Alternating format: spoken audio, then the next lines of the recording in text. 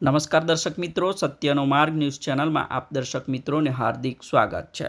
વાપી તાલુકાના કરાયા ગ્રામ પંચાયત વિસ્તારમાં આવેલા પદ્માવતી લોજિસ્ટિક કંપનીમાં વિવાદ સર્જાતા પહોંચ્યા સરપંચશ્રી।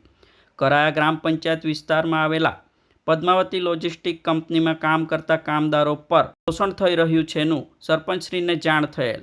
જો કે તે ઉપરાંત કંપનીમાં કામ કરતા વર્કરોએ સરપંચશ્રીને જાણ કરી હતી કે કંપનીમાં બોનસ તેમજ રજા અને પગારની સમસ્યા કામદારોને હતી, જેની જાણ કરાયા ગ્રામ પંચાયતના સરપંચશ્રીને થતાં શિવાભાઈ જેઓ તાત્કાલિકપણે કંપનીમાં પહોંચી વળ્યા હતા, તેમજ ઘટના સ્થળે ડુંગરા પોલીસ સ્ટેશનની ટીમ પણ કાયદો વ્યવસ્થા જળવાઈ રહે તે માટે પહોંચી વળી હતી।